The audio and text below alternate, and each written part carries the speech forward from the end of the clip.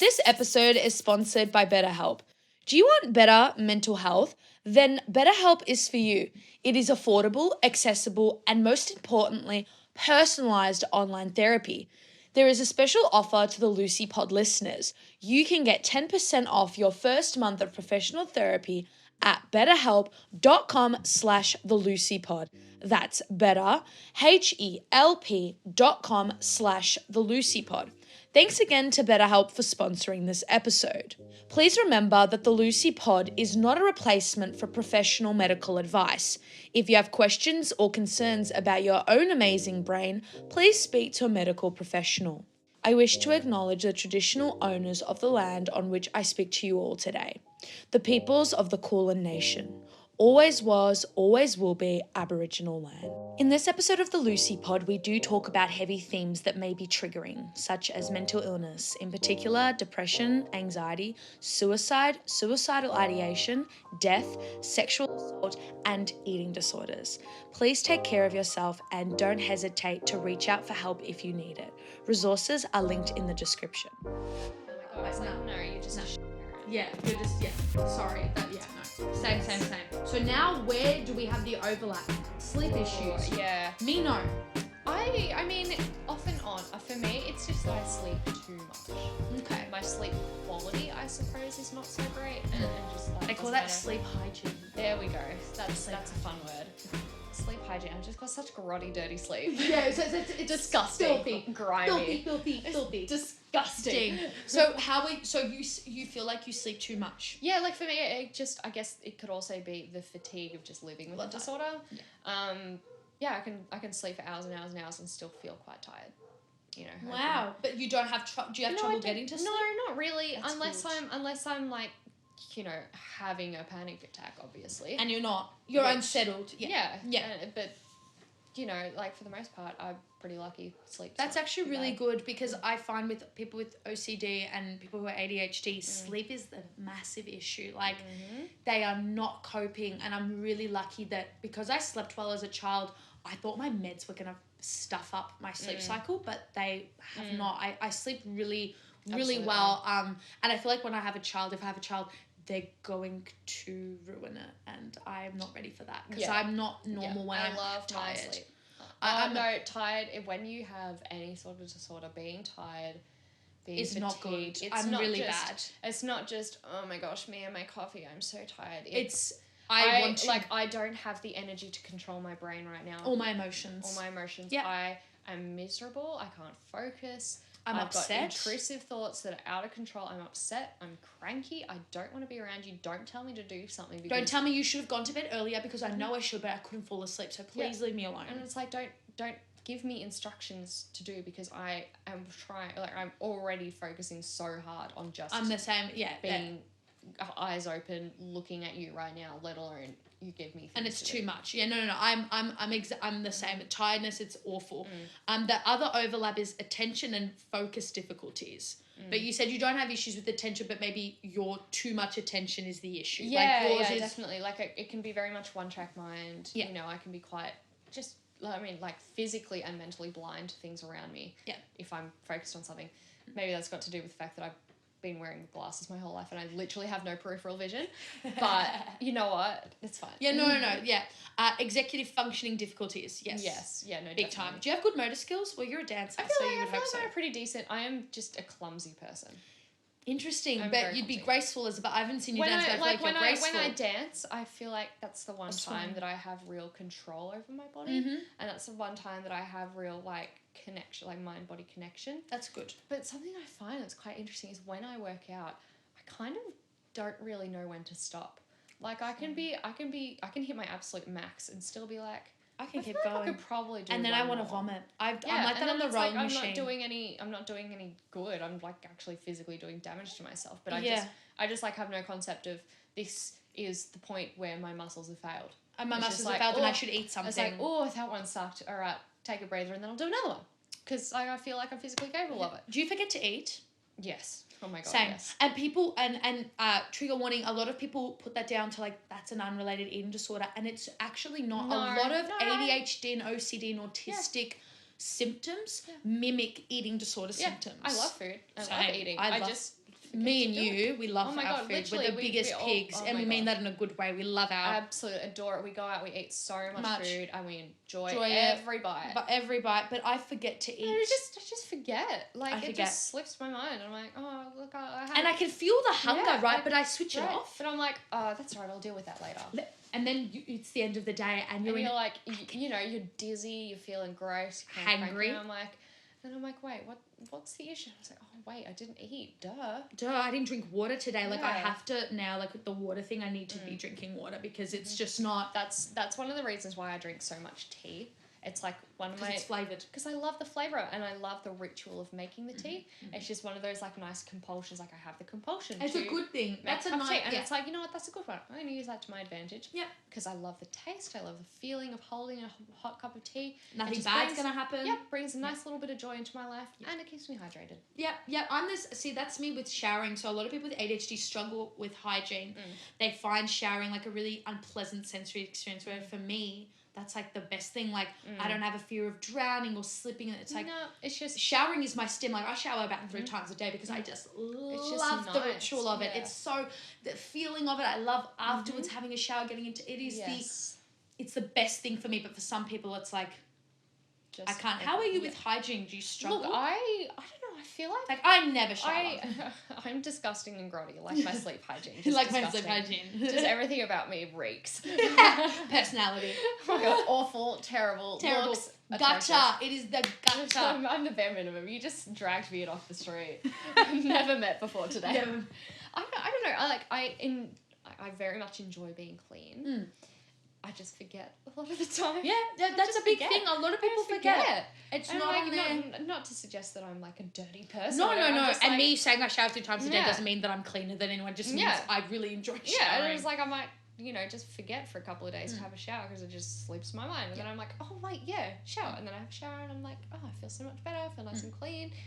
Things like random things like having dirt under my fingernails is something I hate. Hate, when you can see it building up, like the brown. Disgusts me. Yeah. I have to clean my anything. Absolutely. I have to use a nail brush non-stop because I just can't have something on it, because what if I touch food? I don't and then it gets on your skin. No. Yeah. And I don't like touching food, full stop. We'll get into that when we get to the sensory issues. How is it in hospo?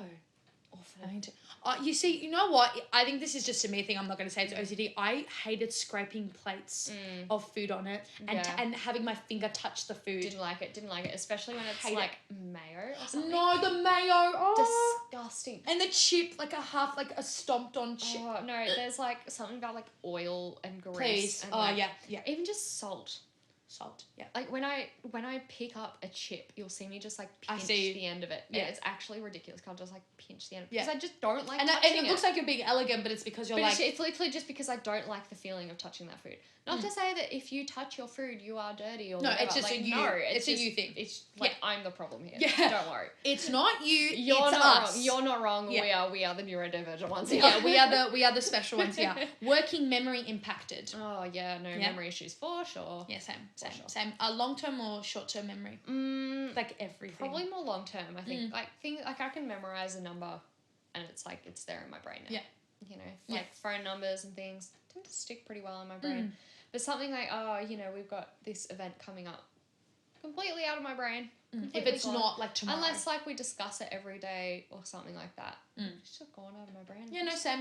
I was like that. It's going to happen. And people think that, and like my parents and even people are like, do you not remember because it's not of interest to you? Like it's selective. It's like, no, I don't even remember things that benefit me. Like homework. Like I didn't forget to vacuum the house because I don't care to vacuum. It's because I'm an idiot and I forgot to. It's just because like genuinely just didn't have room for it. I in my time blind brain, because like tomorrow I have to vacuum the house, right? But I'm meeting Trent at 3:00. So how long is that going to take me to vacuum the house? So I'm going to get up at 6:00. Yeah. So I can give myself time, which I don't need to do. But I don't know how long it's going to take me to vacuum and then shower and then get to Trent's place. Exactly. And pack my things. Exactly. So I've had to schedule all of this, right? Because if I don't, tomorrow morning, it's going to be I either vacuum or I go to Trent's house. Yes, exactly. It's one or the other. It's one or the other, because then I'm going to be upset. So yeah, working memory, sensory sensitivities. Oh my gosh. What are your sensory ones that make your teeth hurt, that make you... what are they? Alright, so I have ridiculously hypersensitive hands and feet. Okay. My fingertips especially, like my nails, the thought of my nails breaking, something going under my nails, someone pulling on my nails, even cutting my nails is an issue. You don't like it? It is just so sensitive. It is physically painful. Where does it hurt? It feels like electricity shooting up. And honestly, this sounds really weird, but I get it in my tailbone. Interesting. Like the base of my spine. Yeah, okay. And I think maybe there's just like a bundle of nerves there or something. Yeah. Even when I see someone in pain, I feel it right at the base of my spine. Interesting. Well, that's why it's like, if you've got a spine, you're like, you're not a coward. Like, the spine is very important. I guess so. You know what? You're not spine. Yeah. Okay, interesting. Like, you know, I can't see someone, like, I don't know, you see someone slip over and they, like, whoop, hit the ground. Like, and as soon as I see them hit the ground, that's a bolt of electricity up my spine. Interesting. For me, it's in my jaw. I hold a lot of pressure in my jaw. Yeah. Which I've had to stop. And when I started to do singing, my teacher said, you need to release all of the tension in your neck and in your jaw. I hold everything because it's your voice, right? Of course. It's like you're restricting it by having such tense muscles there. And it's just, so interesting. So your fingertips. Yes, my fingertips are very sensitive. Like my hands themselves are quite sensitive, but it can be quite nice. Like you can just sort of trace little shapes on my hand. And it's like nice. And it's really, really nice because I'm just that sensitive. Literally love it so much. Interesting. Okay. What else? What else is there? Tell me what else makes you feel pain. Oh my gosh, what else makes me miserable and hate myself? My face. Every time I wake up every single day I look in the morning and I cry. And I cry. I vomit. Just screaming, crying, yelling, farting. All at once. Shit and fun. Isn't coming. That's what happened. Again with food, touching food, just because I don't like having dirty hands. But I feel like that's a kind of, you know what, even though it is part of your OCD, I think that's a very rational thing. Like, I feel like it's not the craziest of things that... Like, let me ask the audience, would you like to touch food that's been eaten by someone else? Flat out. I think that's a very okay... I feel like it's quite a rational thing. And, like, you know what? It's probably not such a bad thing to really I think that's a good thing. You shouldn't really touch other people's food unless they're, like, if it's... your child and you're cutting food for them and you're shit. But even you're like with your partner, it's like, oh, can you pass me a chip? And they've got their hands full of it. It's like, pass each other a chip. But otherwise, I don't. It's great, and especially in the time of COVID, like touching their plate. And even though I know food doesn't get that contaminated with COVID, it's still just the it's disgusting. Touch and the transfer. It's almost like I can feel the germs on me. No, I'm this. I think that's an okay. I don't think that's a weird, irrational, and I would hope that most people would be like, I would. And you know what? If I keep it in control to the point where it is rational, then it's something that's just like automatic to me, and I'm just automatically a very like food hygienic person, and that's a good thing. Which is a good thing. Like that's not a bad thing as long as it's not to the point where it's like. You have to, like, if I make you something, you can't be standing there going, did you put any, like, then it's like, Claire, relax. I've washed my hands. Exactly. But I think that's a very important thing. And also, I used to make me quite ill when people at work, like, someone wouldn't touch their chips and they would bring it to the back, like, take and eat the customer's food. Like, it's like the idea. You don't know. They coughed. Yeah. They breathed on that. Sneezed on it or something. I would never touch someone's food, even if it hadn't been eaten. I think that's disgusting. I don't think that's okay. It's gross. No, not okay. Don't do that. My sensory issues. Here we go. Materials of clothes. And people are like, that's autism, but I feel like that's ADHD, yeah, not autism. No, having sensory issues is common for this, a lot of I can't have... I don't want to wear anything if it... wool... The tag, it hurts. It gives me, like, it angers me. And shoes. If something isn't right with the shoes, if there's too much of a heel, if I can feel the seam, I'm not wearing That's it. Done. If I can feel the sock seam, the stitching, not wearing it. I can't. I don't like the sound of styrofoam. And at work, we've got a lot of styrofoam. And it makes my jaw hurt and my teeth hurt. And it stings. I don't like styrofoam. I find very high-pitched noises or just a lot of noise. Like, it just hurts. It just makes me, makes me feel very ill. And I don't like having my feet down when I'm sitting. I have to have... Yeah, I'm just like, literally, we're both sitting here, and it really hurts. Legs up on the couch because... If I sit like a normal person, it's just uncomfortable. It's uncomfortable. And I have a thing called, because you were talking about sensitivity, called Raynaud's. Yes. So I have very, very, very cold hands. So when I am like typing, like if let's say I've gone to uni, it's a cold day and I get to uni, typing really, really hurts. Yeah, because you've just lost the blood flow. Lost the blood flow, and then it then becomes like my whole body's cold and I feel uncomfortable, but then the sweat is dripping and now I'm sweaty. Now I've got to go put on deodorant, but there's a deodorant stain and I can feel the crust of the deodorant stain, and now I'm not going to study for the whole day. There we go. And I can't I can't Yeah. cope. So no, same sensory issues. And another feeling I don't like, I love showers, but I don't like rain. I don't like seeing people in movies when they like, it's always like in animes or in romantic films where they're running in their clothes wet and they sit in like the their feeling room. of having rain hit me is so uncomfortable. Uncomfortable, and like if you're wearing a bra and then like it gets, it's just, it makes me feel disturbing.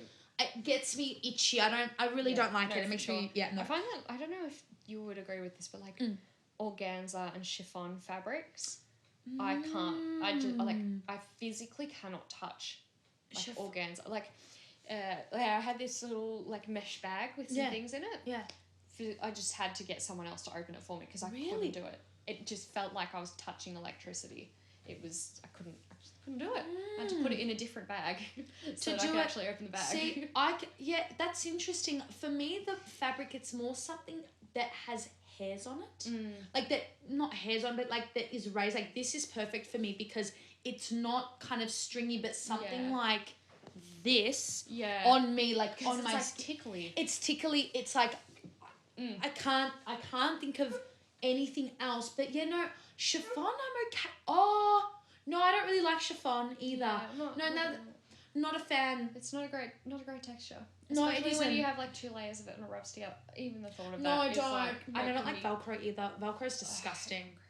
Just the thought of it makes me physically ill. I actually really it's the best invention in the world, right? Velcro, but I could noise. Really, and I don't like suede. I hate the way suede feels on my fingers. It burns. I don't like suede. And it's ugly. I'm sorry, suede's ugly. Something I do like, corduroy. I love corduroy. Something about it just is like a nice sensory. It's like a nice sensory stim. It is. You touch it and it's like the nice channels you run along. It's you run beautiful. beside them, and it's soft and it's cozy. I love corduroy. I'm the same. Trent thinks that I like put him in corduroy because I want him to like be a personal Barbie doll. It's like no, I just want to be able to touch. Because like, if you wear it, I want to cuddle you. I love corduroy.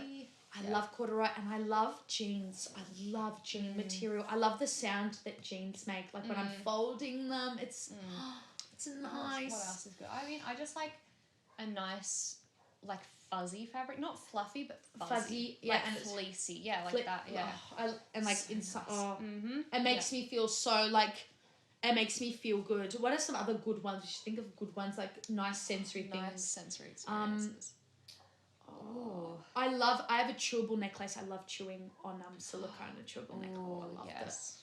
I love that feeling. It's so good. Instead of chewing on my nails. I really like eating mochi because it's so chewy and like. I love but I have that thing where if I'm eating something soft and then there's something crunchy, I don't want to eat. I can't do something if it's got hard in the middle. Yeah, same. No. And I don't like things that burst in my mouth. So I really don't like. Yeah. It's terrible, but it's taken me a long time to like certain fruits and like grapes and raspberries and berries because I don't, and even tomatoes, like whole tomatoes, like I don't like biting in and having something like having a skin around something, and it squirting inside. I don't like it. I don't appreciate it. I don't have that too much. Yeah, so that's good because you ate your veggies and that's good for you. But that being said, textures of some food I can't do. I have never been able to eat jelly. Like, as a child, I was obnoxiously, like, averse to jelly. I get why you could be, like, because you can choke on jelly because it's so... There's nothing to chew. There's something about, like, you put it in your mouth and it just, like, crumbles, but it's soft crumble and it's just disgusting. I hate it. I can't do anything too crunchy. Me neither. Unless it's pork crackling. Pork crackling, the crunchier the better. And chips. Mind you, I like soggy chips. I like soft fries, yeah. I don't like it when they're too... Yeah, I'm the same. Do you have any food things that, like, you have to do? Like, for me, and everyone knows this if they've dined with me, salt. I am a salt fiend, which is terrible, but it's like, if I don't put enough, I can't enjoy the meal. And that's... I don't know about so much, like that, but more just I will fixate on a food, and it's all I really want to eat. What's your food fixation at the moment? At the moment, tom yum noodles. That's great. And you know what? It's a really healthy one. Not that It's there's really such thing as good and healthy food, but like Yeah, but it's better than like fixating it's on worse. vodka. Yeah, I could be fixating on meth. Yeah. Welcome to the Lucy Pod, where we talk about real things, real issues. I'm not going to be a returning guest. Is All it? right. So, Tom Yum noodles. Yeah. For a while it was tuna and mayo sandwiches. Interesting. I really, really love the Basic Instinct burger with a traditional crumb from Schnitz. I get the same fucking order every time because I'm like... I'm a same orderer in a place. Same order every time because I'm like, I just really like it. I look forward to going to a place for that one specific order. Yeah. Unless it's a restaurant where like the menu changes and it's like a fine dining experience. Where the point is you're going and it's just the experience. Like Kazume, I love trying new things, but I have my staples. Because like I know that like whatever they throw out in front of me, I'm going to enjoy anyway. Yeah. And because like you go in there and the point is to experience something ridiculous. The flavors, the notes. Yeah. No. But I'm also always going to order that fucking salmon. The toro and the nori puree. Oh, stop! No, and the potatoes with the miso. Oh my gosh! And they're like that lemony. Cream. They're so that. Oh my god! Every single time. Oh, they're so, and the black truffle meatballs. They've got the cheese. Oh my god! So good. Every single time we always get the kingfish sashimi because it's I just. love that's my food obsession now. So every restaurant that I've been going to lately, I've been getting kingfish sashimi. I have to make sure it's on the menu. So Arbor afloat, and tonight I'm going for dinner. It has to. So good. I love my meaty textures and like tartar. I love raw meat. There should be a foodie episode, you guys. We should honestly, that's actually something that I really fixated on as a child is raw meat.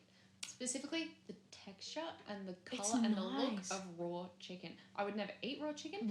I just like, as a child, I just wanted to like hold it and I just wanted to like squeeze it and squish it because something about the texture of it. And it's kind of human in it. Like it kind of feels, it's not like a vegetable. Like I don't want to hold an avocado. Thanks. I want to hold a chicken. Yeah. And it's like mince. The smell and the look of raw mince, I'm like, something. And that's interesting because a lot of people who would be ADHD or OCD would find that would be the opposite. I love when I'm making like meatballs and you squeeze the mince and you can feel all that. There's something about that sensory experience, you know. It's so not. That's so interesting. People are gonna be listening like they're cannibals. Yeah. What mince are they mincing? You'll find out. You will find out. Stay tuned. Stay tuned for the follow-up episode. For the follow-up episode, we're cooking my guest. Cooking my guest in prison. Hi. Delicious. So genetic and neurological overlap. So for me, it was genetic because dad's ADHD.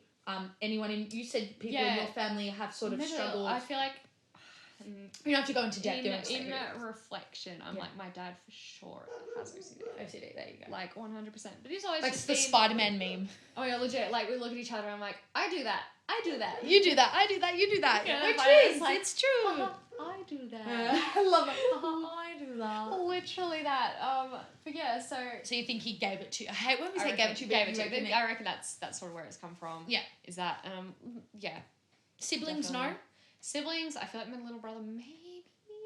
My sister is definitely more just general anxiety and depression. Which they Which they definitely overlap, and maternal and paternal lines is just slightly different, but both like history of mental illness. Yep.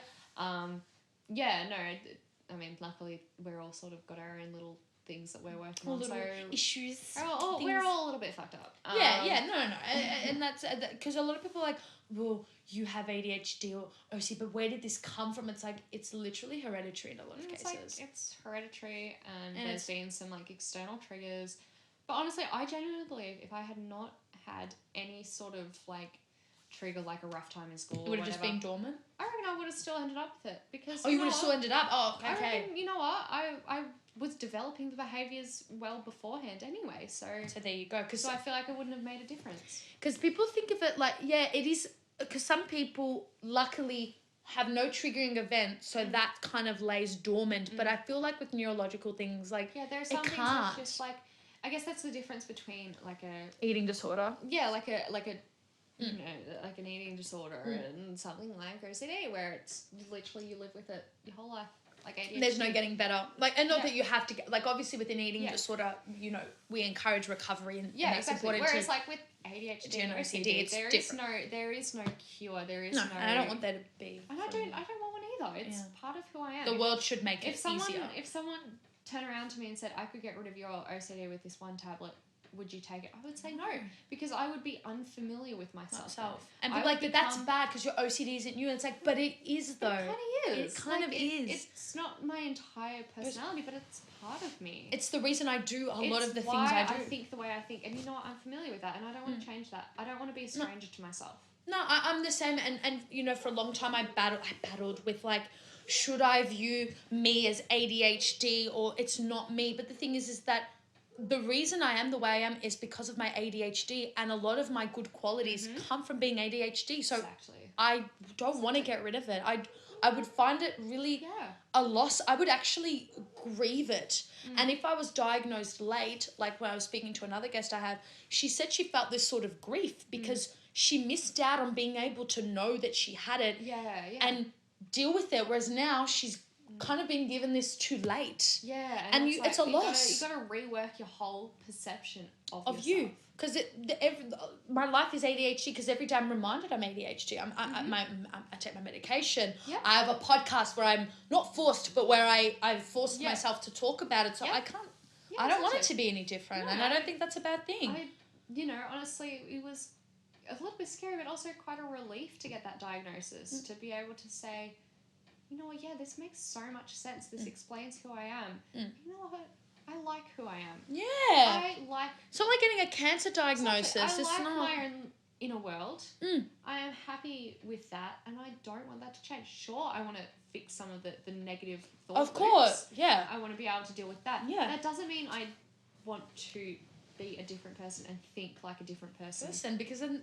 and have different trains because of I was thought. obviously made like this, not like God has a plan, but obviously whoever was in charge of this, science and Mother Nature, if she is above, it was a reason that I was made like this. Exactly. And I'm very content. Absolutely. Like, I am the way I am. This is me. If you don't like it, well then... Bye. Go find someone. We'll talk about friendships in a moment. Find someone neurotypical. Do you skin pick and hair pull? Oh, skin pick, yeah. Skin pick for sure. And I think that stems... because I have hormonal acne and I'm medicated for it. And it's like why would you skin pick if you have hormonal acne, Lucy? But it's like no, for sure. I had hormonal acne during my teenage years. Yeah. But it's a myth that it goes away if you're not a teenager. Adults have acne. Absolutely, adults for sure have acne. Yeah. I went on the pill for mine and that fixed it for me. Cleared it up. There you go. Mine was not super severe, but it was. It hurts. It was quite bad. People are like, are you on the medication because it looks bad? It's like the bonus is my skin looks good. Yeah, but sure. It was very painful to have acne. It is physically painful to have inflammation on the face. Like they're literally just having a bunch of wounds on your face. It's wounds. They're open wounds, and it's emotionally painful. And the swelling is insane. And I used to think people probably think I don't wash my face, and it's like I treat my skin really well. Yeah. It's not me. It's a hormonal issue. No one has cleaner skin than someone with acne. Because trust me, we have tried every product. I've tried every product. It's not cystic. Because they don't fucking work. Because people who have no idea, they lie and they say, oh, if you just clean your skin with a scrub, and it's like, no, it's literally just a hormonal issue. It's a hormonal it's a skin issue. Condition. And so what? Because I don't clean my skin, I should be punished and have acne? So are you gonna turn around to say this to Joe Blow down the street who's can't access a shower? Yeah. And so he's got acne, but that's his that's such a weird way of looking at that we think about she has acne because she doesn't wash her face. It's like, well, what if she can't have access to things that let her wash her face? Yeah. Should she struggle? It's like big deal. It's literally just acne. It's like, how does me having acne change you? Oh, I don't like looking at it. And can you imagine how I feel having acne on my face? I don't like looking at your face either. Yeah, it's ugly. At least I'm beautiful. You're an ugly mutt. Yeah, it's like, sorry, having acne doesn't make me ugly, but God. But you thinking that way makes you hella ugly. Is for sure ugly. It's look dirty. On your face is disgusting. Grotty. What is this on the GI issues? Oh, gastrointestinal. So, I have major gut issues. Well, yes. Oh my God. Yes. Okay, I am intolerant to so many different foods. To people. I'm intolerant to people. I'm intolerant to you. I can't stand you. I hate you. She actually trashed the house. I'm actually on my way out right now. She's going. Get out. She hurt the dog. She doesn't like anything. Stole all of your valuables and I'm leaving. Stabbed your mother. Stabbed your father. I'm gone. Oh my God, it's feeding into it. So gastrointestinal issues. Yeah, no. Tell me. Well, there's especially a lot of modern research. There's a strong link between your gut microbiome and your mental health. So not to say that a poor diet causes mental issues. Bullshit. It's more that... And it worsens. Yeah, exactly. It's more that, if you... It can be so hard to eat a very healthy diet when you're really depressed. But, it can definitely help. Even just taking probiotics. Yeah. If you may already be taking a tablet every night, just chuck an extra one in there. And don't let this, because people like to twist words, we're not saying that if you eat a carrot, it will make your ADHD better. God, but not. there is something to be said. But if you eat well, you do feel better. Taking care of yourself. It is so much easier to deal with the mental issues when you are well fueled. Because if you don't eat, let's say you spend a whole day, you don't eat, and you have maybe like one dish. Mm-hmm. If you're already, let's say, depressed, you're then going to feel hungry. They're not going to feel well. That's not going to make you feel any better. It exacerbates it. Absolutely. So they just stack on top of each other. They stack on top. Issues. Yeah. So that being said, if you eat 3 meals a day, I'm not going to say that your ADHD symptoms will get better. That's not the point. But there is a very strong link. It's just more about giving your body the chance to have the energy to have to be able to cope. To be able to food. Cope. Food is fuel. Give yourself something to eat. It's not a reward. It's not a punishment. Food is fuel. If you need it, be easy on yourself. Yeah, eat. Do yourself a little favor. Just look after yourself. And you know what? I always say to people who struggle with eating, if they're autistic or ADHD or OCD, have someone remind you. I think it's really good. Like even though it kind of annoys me, like sometimes Trent, when we go out, he goes, "Have you eaten today?" And I sometimes like, "Why do I look bloated?" He's like, "No, but have you eaten? Why didn't you eat today? We need to go and eat something. You should not have not eaten." It's so good to have someone reminding you in a gentle way. And obviously he does it gently. He doesn't go, "Oh, did you eat?" Or, "Wow, you ate too much." It's like, "Hey, you're blah." It's like, "Hey, darling, have you eaten?" Like, hey, have you eaten? Do you remember to eat? I'll be, Did you have some water today? Quite miserable, and Zach will just be like, "Have you, you hungry?" Yeah, and then they take you out for food, and you're like, and I'm like, great. This is just a little mood boost that makes me feel really happy. Yeah. So how does your OCD impact your gut? How have you found the? I find it definitely was quite an issue when I had to eliminate a lot of things from my diet. It became like this whole hyperfixation of I can't eat these things. Why can't I eat these things? I love this food. Why can't I eat it?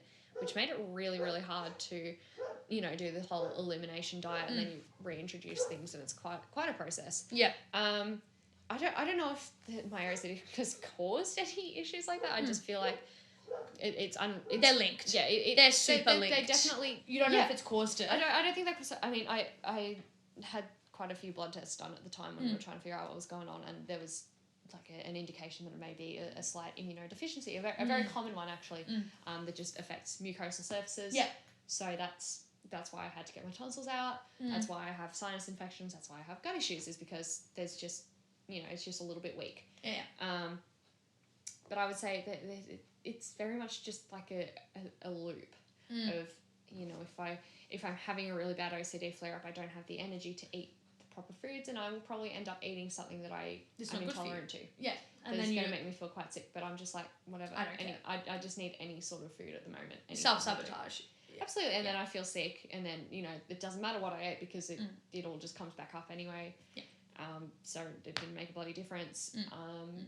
But, other times it's like, But we love food. Yeah, we love food. We I really love food, and being able to go eat something is something I genuinely look forward to. Like, I genuinely get excited about the thought of going and getting food. That's one of my big, and I always fail to mention, like, I think food for me is a big special interest. Like, everyone's like, we all love food, but for some people, food isn't a priority. I'm very fixated on food. Yeah, like, I will be at a restaurant and, like, my food will come out and I will get giddy. Wolf it down. I'm so excited. If like, it's so funny, like, the day after my grandpa died, I was like, the way this would make me feel better is if we all went out for dinner. Literally. It actually would fix things. Like, genuinely would just help my mood right now. Yeah, no. I'm the same. I think it's a great joy, and I think we should all eat, and then we'll all feel better. Food is fantastic. Everyone deserves good food. Good food, everyone. Everyone deserves it. And you can cook it. You don't have to go to fancy restaurants. Like, cook yourself a good meal. Give yourself a little present, Yeah. Go buy some nice ingredients. You don't have to spend too much. Hello Fresh. Imagine if I get oh my god. And this episode's brought to you by Hello Fresh. Can you imagine? This is brought to you by Menu Log. No, but food is good. And the other thing I was going to ask is, How were, like, with friendships? So you said your family and your boyfriend are great, but what is it like with friendships? Because I know that in primary school I had no friends because I was annoying, and kids are assholes. I had a very small group of friends most of the time. I had none. So it was always other very neurodivergent kids as well. Misfits. You know, and they were always the ones that just all they wanted to do was have fun with me, and they didn't care about my grades. They didn't give a shit about, like, what did you get on that test? Exactly. It was never that. It was just we were the ones, we just sort of sat next to each other, you know, had a good laugh, and then, you know, we'd go to recess and we'd cause chaos on the playground. Yeah. Yeah. And, you know, we were usually the ones that were considered, you know, a lot of the time we were considered the good children just because we were quite quiet. Yeah. And what would be considered, I would have bullied you. Honestly, I would have loved it. I want to be bullied by this. Would have got off on that. Yeah. Claire has a crush on me. It's like no big secret. It's no big secret. Have we gone from me hating you to loving you in like the span of 20 minutes? I can't. It's a whirlwind romance. I'm struggling to keep up with our relationship. Okay. Yeah, it's a lot. It's toxic. It's, you know, just So you were considered good. I feel like I was definitely, because I was too scared to act up. I was way too scared. Like, if I got in trouble with the teacher, I was like, this is gonna live with me for the rest of my life. It's like, I'm gonna go to prison. And now I'm like looking back, I was like, I wish I was a little. I wish I stood up for myself. I wish I told that teacher to go eat a bunch of thumbtacks. You know, like go eat an apple. Go eat that apple that's always on your desk and choke. Like, I hope you die. I hope you die. That's like the biggest like dig as a kid. How dare you take one of the little marbles out of the jar? I worked hard for that marble, you piece. I will beat you up. I will bash you up. I know which car is yours in the car park. Look for your slashed tires. Pass me those scissors right there. I feel like primary teachers are in a league of their own. Honestly, like I have the biggest respect. I have the biggest respect for all teachers, and I'm not slamming, but I feel like primary school teachers, I don't know, I think I'm maybe projecting, like they just don't, they're not great with just neurodivergent kids, and I feel like that's that's the step. Like the fact that Pegs, my school, was the ones who supported me through something, it should have started with my primary school. Definitely. It should not have started when I'm 13. It should have started at the age of 5. For sure. And, like, they just, like, they didn't get it. Like, I think they thought, because their kids are angels, like, they thought, like, it would be like in Matilda, like, everyone in their class would be this soft-spoken little angel who's a little troubled but not naughty. And it's like, that's literally not how it works. Yeah. You can't expect children to be your perfect image of... Yeah, they just didn't know what to do, and just, like, other students were like, I for sure was annoying. I was disruptive, and I probably was mean to kids who were neurodivergent as well. I probably was not a nice person to them. Kid. But kids are monstrous, and they were horrible. Like, kids gave me no slack, and even afterwards in high school, people would still remember as like, you were so naughty in school. And it's like, yeah, and now I'm fine. Like, where are you now? You're still talking about me. Keep my name out your mouth. Yeah, like, you know? And what? that follows you, and it's just so silly. Like, I'm going to homeschool my kid. No, I'm not going to homeschool my kids. I could not stand that. I couldn't do it. Not because there's nothing wrong with... like, I was just, like, thinking the other night, like, all the random things that you have to teach a kid, like how to read a clock. It took me until I was 14 to read a clock. Love that. But exactly. And people don't believe me. I told some people recently, and they're like, bull. I'm dyscalculic. I don't... You physically can't do it. Like, I couldn't. It's like saying to someone, like, you know, when I was in a car accident, it took me 10 years to walk. Like, you wouldn't look at them and go, yeah, right. 10 years. Like, I was doing it at age 2. Like, you know, and it took me, teaching them how to read a clock, how to write their name. So many random things, like manners. Ew. Even just the thought of having to teach a child, like, how to use a knife and fork. I'm like, oh my God, and I don't even know how you to just use know? Them. Like, don't you just automatically know? Like, I don't remember learning this. Don't you feel stupid? Don't you feel silly? You feel ridiculous. I think we've covered everything. I think so. This has been so good. This is so good. Poor Trent. Our first audio was an hour and 10, and this one's 46. I can't believe this. I'm so sorry. This is going to be like 5 parts. I think it's going to be, but you know what? It generates more interest. Content for you, babes. It's content for me, even though I'm not getting paid for this. Oh my God. Except this.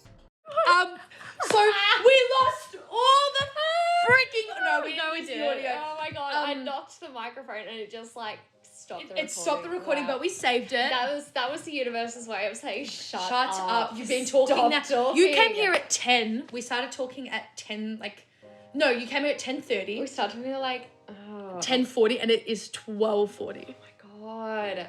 That is silly, but so much fun. So everyone, insert claps. Big round of applause for Claire for being such an amazing guest. Thank you so much for You will having be me. a recurring guest. Yay. Next thing I want to Oh talk my about is OCD and ADHD with periods. Oh my gosh. So that's gonna be another. That we can unpack. We're gonna unpack. Oh my gosh, we can get into the PMS, the cramp. It's gonna be a thing. So thank you so much. This has literally been a dream come true. Like, I've always wanted to be on a podcast. Well, you So are. this You're on is the so Lucy exciting. I Pod. can't wait to come back. It's very exciting. So don't forget to like and follow the Lucy Pod on Absolutely. Instagram, Absolutely. Facebook, everywhere, wherever you get your podcasts. And thank you for listening. Thank you so much. Bye. Thanks again to BetterHelp for sponsoring this episode. Don't forget the special offer to the Lucy Pod listeners, where you can get 10% off your first month of professional therapy at betterhelp.com/thelucypod. That's better, HELP.com/thelucypod.